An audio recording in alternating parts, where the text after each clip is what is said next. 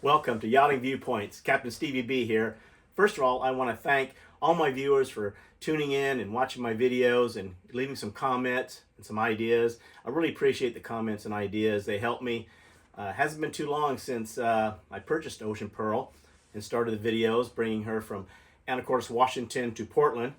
And I'm trying to do a lot of adventure videos and educational.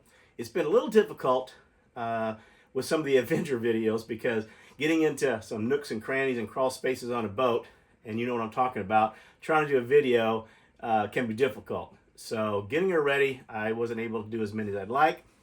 Today I got a really good video. It's a nice video on how to install navigation equipment to be Pacific GPS. I've removed the old Furuno. Basically, this is a sounder. It has the depth of water, contour. It did what it had to do. It's a 1990.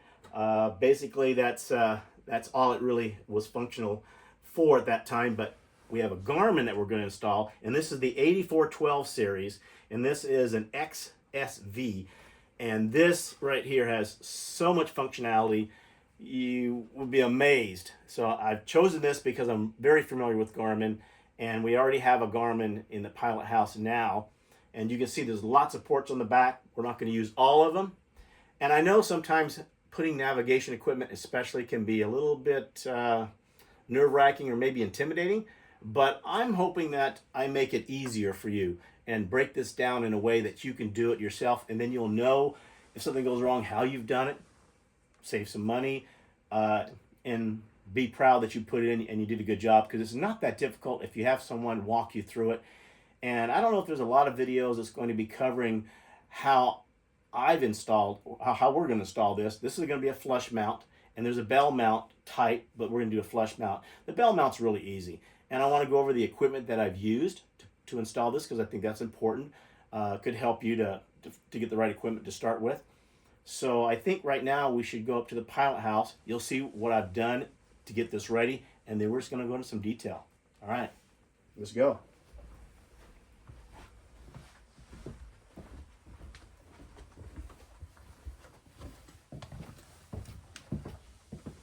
All right, we are up here in the pilot house, and you can see I have a cutout here.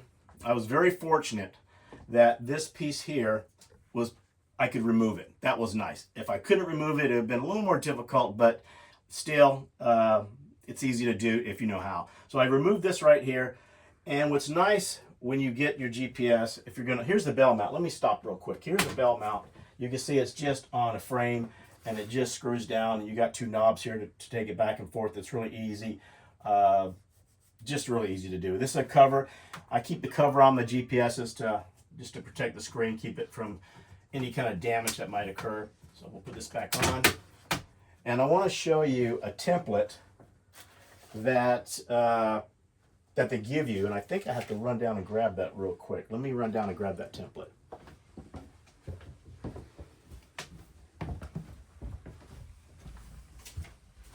All right. Got to have this. This is really important to keep this template.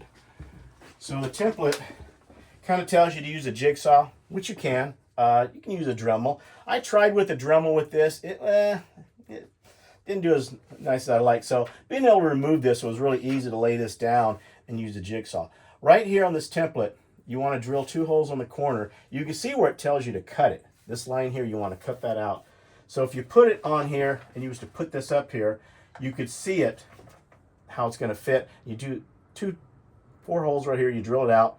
You take and you cut, because why you drill these holes is so you can put your jigsaw in here, basically. So you can put it in there and you can cut along the lines, and now you have it cut out.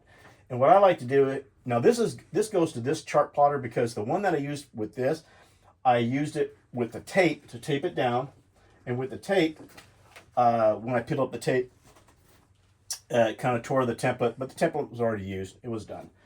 So this right here, when you put it behind you, you can see how this works. That's how it was going to cut out. Now the last unit, I didn't have to do anything here because it was actually taller, but I did have to cut the sides out, so that worked very well, and it fits right in here just like that.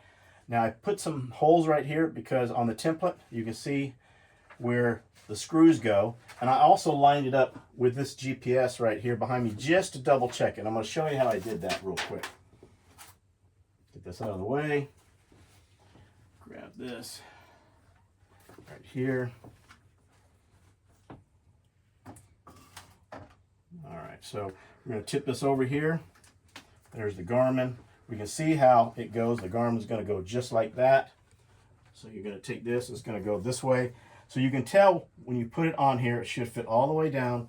And then when you flip it over, you'll be able to mark on the other side, right there where those holes are at, with a marker, and you just mark, that's where you're going to drill your holes. If you want to use regular stainless steel screws, you can do that. They do give you some screws and a little plate, and I'll show you what that looks like. But that pretty much tells you that you've done a good job and it's ready to go. The hardest part, I think, is just getting this right. But after you use the jigsaw, use a Dremel with a sanding drum, then you can just touch up the little sides. But you can see right here how after I cut that template out, I just marked it with a marker so that it's open now. So let's set that aside. Let's set this back here out of the way. All right. So let's talk about after you have this cut and you've decided to use the screws you want to use. Now, these are the ones they're going to give you right here. They're going to give you basically a machine screw. They're going to give you this little plate right here. And you can do it this way. It's a good way to do it, especially if you have a thin material. This is pretty thick, but if you had thin, and basically this is going to fit in those holes that we talked about right on the side right here, and then this just goes through and screws down onto it real nice, and then it pulls it together. So you can use this, or you can use just regular wood screws. Now that you have the template already marked, it's pretty easy because you've already have the holes marked right here. As you can see, I had to be careful because this part right here, because of the last sounder that I removed, the Furuno, I didn't have to cut this because it was pretty tall. So basically I had to make sure I had enough room to put those so I wouldn't have to use something to make up for it, like Starboard or something like that, which is used common to mount different devices.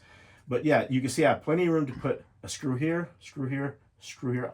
I don't think I'm going to use these, only because this is not giving me very much room right here, but that's okay because the screw will fit in there just fine, and I don't need to have a really thick. You want to make sure your screws, when you put them in here, fit flush with this right here. I want to show you that too. So I'm going to take this protective cover off, but you want it to fit flush right here because there's a cover that goes over this part right here, and it fits over, and so you don't see this right here. There's a little strip that fits right here. So your screws, when you put them in, you want to make sure that they're flush, and that's easy to do. They're just small enough to fit right in there, and you can see it would fit right in there, and you see how it fits flush. Now that piece is going to come over the top of that, and it's going to cover it so you don't see that. Now, if you were bell mounting it and you didn't do a flush mount, you can see that the strips, actually the strips are in this box, but you can see this one that's already here. Let me see if I can take this off right here. That's that strip. That strip just pops off and it hides. It hides all the screws and such. So once you have that, you're ready to go. So I'll probably just use some wood screws, pop that on there. I think it'll be fine. I would, again, use these if you had the room or your cutout allowed you to do that, but it didn't on this. I want to talk about the next step. Once you have, this done, it's going to fit there. That's the big part. And that's the part that, it takes a little time, but with that template, you can do it pretty easy. Basically, once you cut that template out, you could put the template up on your mounting surface. It'll tell you whether or not you've cut it, or if you have to make an adjustment or such. So let's put this back on. Let's talk about the back side. This is the fun part. I say that because a lot of people don't know what you can do with this. I'm going to tie both these together. Now, all these lines here, you see, basically I've run these lines through here, coming up out of here. They're going to hook to this GPS, and when it goes in, you won't see them. But there's some things that you can do to this. A lot of people don't know. One is, let me just walk you through. This is an RJ45 cable, which is really nice because this is going to allow you to tie this GPS with this one. That's right, you can tie them both together. That means if I have a map into this, I have it in this. If I have radar on this, I now have it on this. It doesn't mean they're going to show the same screen like mirror image, but it's going to allow me to have the same functionality. A lot of people don't know you can do that. So you might as well. It's not very expensive to do. So I have that cable so I can tie these two together. Another reason to tie these two together is this right here. This right here is where the maps go. Now you can go with Navionics and it works, and that means they're already preloaded and you can pay a subscription fee. I went with just the maps because that's what I'm used to. And so I can put my maps in, but I'm not going to be able to get to this once it's in there. So a lot of times they'll say, put your maps in now. But you can also buy what they call is a card reader. It's going to fit on the back of this, and it's going to come around, and it looks like this, and you can open it up, and you can have access to your cards. That's right, you can have access to your cards. So now I can have access to put cards into this right here. Besides, any card I put in here, what I mean by either I want to use the micro USB, but any map card I put here will then be on here, which is really cool. So I would definitely do something like that. And they have different sizes. This is a small one because they're just right next to each other. The other one, of course, is going to be the power cable to put in here. The other one is, again, the card reader. That's going to be on here to be put. So that's going to be something that definitely you want to put so you can change your maps and such, unless you want with the other. Other than that, the only other cable that I have on here, besides the card reader and the tying those two together, is the power cable. And you route the power cable, one other cable, my mistake, you have the transducer. Now I went with a transducer that is the GT15M IH. I went with that transducer for this unit, but this unit has a different transducer. It actually has the Airmar, and it has the P79.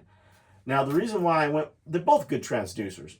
They both have a little bit different frequency, and that's why I can put these two together, because I've done it before, and they don't really interrupt each other. They'll probably be, and I'll show you, there's probably going to be maybe 6 inches apart, maybe 10, but with different frequencies, I'll have both. Why do I have both? Because one does a little bit different than the other. Like in skinny water, let's say you're into really low water, it's really soft, the Airmar may not read as well as the GT15M, and they just do different things. Plus, I have redundancy, and I can change on these GPSs, I can change which transducer I want to use.